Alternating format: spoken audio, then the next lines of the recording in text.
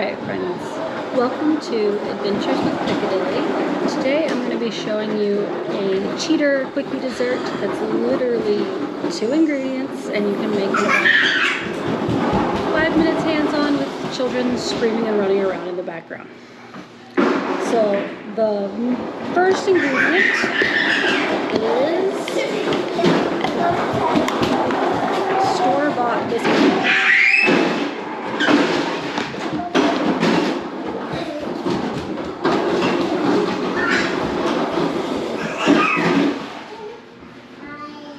Hi. Alright, so this is like straight up from a tube. You bang it on the counter to get it to pop open. Store-bought biscuit dough. I already did this once this week, so I used half the can and just saved the other 4. And then I am going to fill it with whatever random stuff that I found in my refrigerator. So we got some mixed nut butter, some strawberry jelly, some dulce de leche sauce. I have no idea where that came from. White hazelnut tahini spread. This is more peanut butter. I'm going to kill the jar. And this is some apple compote that we made earlier in the week that I'm now trying to get rid of because it's going to go bad, and even though it's delicious. All right. So for this recipe, all I'm going to do is take a biscuit, break it in half, and then use a rolling pin to roll it out into a larger shape. If you want to be really fancy, you can try to get the edges thinner than the center. That way when you ball it back together, it's more consistent, but that's like a lot of thought, and you really don't even have to do that. All right, so I've got my half a biscuit rolled out. And I am just going to scoop some stuff inside.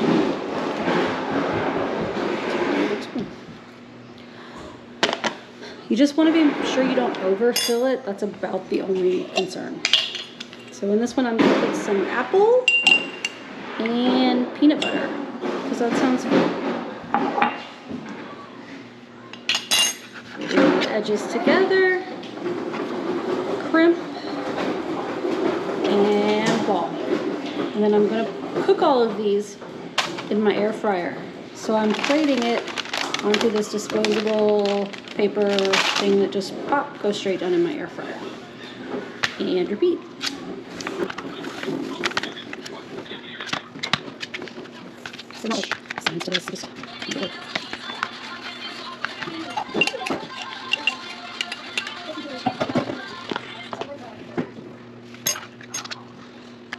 Basically just want to make sure you're crimping all the holes so that none of your glue escapes. Alright, this is the next one. I think I'll do caramel apple. Let's put some on me.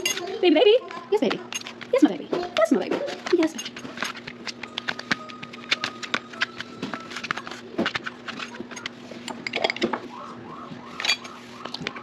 This caramel stuff is super sweet, so I'm going to try to be careful not to put too much of it because it will overpower even the apple.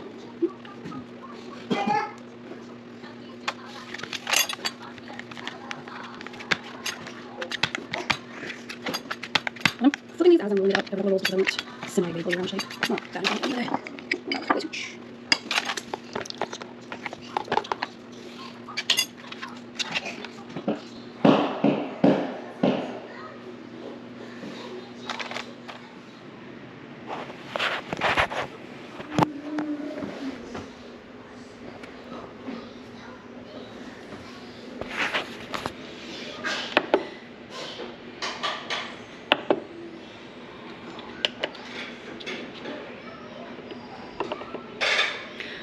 Overcooked these a bit last time, so I'm going to drop it down to like 10 minutes, 9 minutes,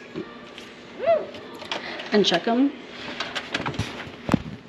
So that's how they look going in.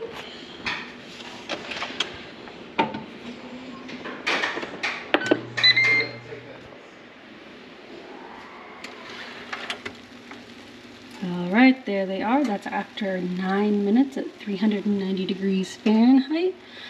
I'm going to let them cool off a little bit, whip up a glaze, and then we can enjoy. So I'm going to make a super quick glaze. This one out of just powdered sugar and maple syrup. This is that delicious maple syrup that we get from Farm Fresh Carolinas. This is locally made in our area, which you don't typically get in the South, so I'm super excited about it. And if I had, like I said earlier, been better about labeling or in some way notating which was which, I could make different glazes for them. But with only 8, that's a little superfluous, and I don't remember which one it is. So everybody gets maple, because maple's my favorite. So I don't really measure when I make glaze like this.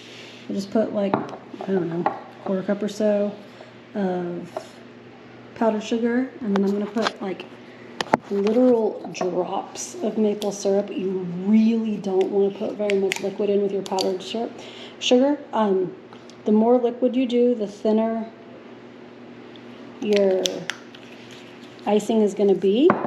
So it's definitely better to start thin and add liquid better to start thick and add liquid if you want to thin it out than to try to go the other way, because you end up with a lot of icing that way.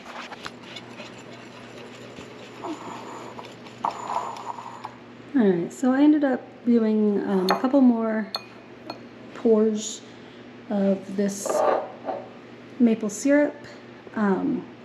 Ended up probably being about 2 tablespoons of maple syrup to the amount of confectioner sugar that I used.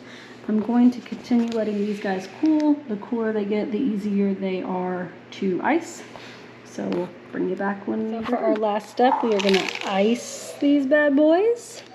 And to do that, it's super simple. I'm just going to grab one. Oop, lost a little bit. That's okay. Kind of swirl it around in my icing. Glaze, however you want to call it. And like, it doesn't have to be perfect. One, because they're just from our family, and they like how they're more worried about how it tastes than how it looks. But 2, because they're still a little warm, that glaze is going to continue to melt, and it'll even out pretty well anyway. And cheese. Is it yummy? Mm-hmm.